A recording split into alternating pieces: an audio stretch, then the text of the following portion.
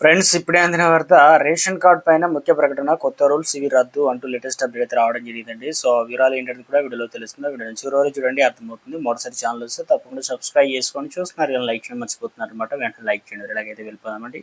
ఏంటని చూసుకున్నట్లయితే మీరు మీ ఆదాయ పన్ను రిటర్న్ దాఖలు చేశారు. అయితే మీ రేషన్ కార్డులో కోల్పోయే ప్రబంధం కూడా ఉందంటున్నారు. ఇప్పుడు తెలంగాణలో చాలా గ్రామాల్లో ఇదే ప్రచారం జరుగుతుంది.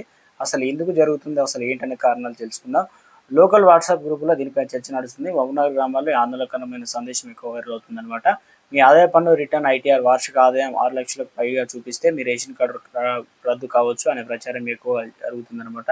గ్రామ పరిపాలన అధికారులు జీపీఓ ఇంటింటికి వెళ్లి కార్డుదారుల నుండి డిక్లరేషన్ సేకరించి ఆదాయ పన్ను రికార్డులు సరిచేస్తున్నారు. అదేవిధంగా దీంతో ఈ భయం మరింత ఎక్కువైందనమాట. ప్రభుత్వ పథకాలు ప్రామాణికంగా ఉన్న రేషన్ కార్డులు ఎక్కడ తమ నుంచి జారిపోతాయి అనేటువంటి భయం జనాల్లో స్పష్టంగా కనిపిస్తుంది. అనే విధంగా రేషన్ కార్డులో ఉన్న వారిలో ఒకరు 6 లక్షల పైన సంపాదించిన రేషన్ కార్డు వెంటనే రద్దు చేస్తారన్న ప్రచారం కూడా చేస్తున్నారన్నమాట. జీపీఓలు కూడా అర్హత పైన క్షేత్రస్థాయిలో తనిఖీలు అయితే చేస్తున్నారు. ఉమ్మడి మహబూబ్నగర్ అదేవిధంగా జిల్లాలో సుమారు 30,000 పైగా, సిద్దిపేట జిల్లాలో 14,000 పైగా మంది విచారణ అనేది జరుగుతున్నట్లు వార్త వైరల్ అవుతుందన్నమాట.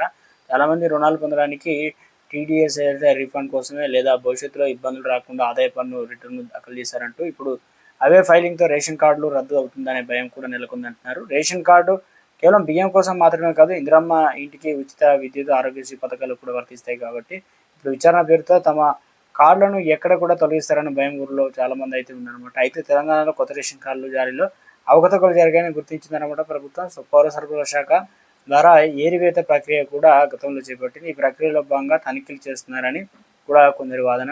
అంటే కేవలం ఇక అనర్హులను గుర్తించేంది ప్రక్రియలో భాగంగా తనిఖీలు జరుగుతున్నాయి. రేషన్ కార్డు రద్దుపై ఇప్పటివరకు ప్రభుత్వం ఎలాంటి స్పందన అయితే లేదనమాట. ఇలాంటి ప్రకటన అయితే చేయలేదన్నమాట. ఒక అప్డేట్ అయితే ఇవ్వడం జరిగిందండి.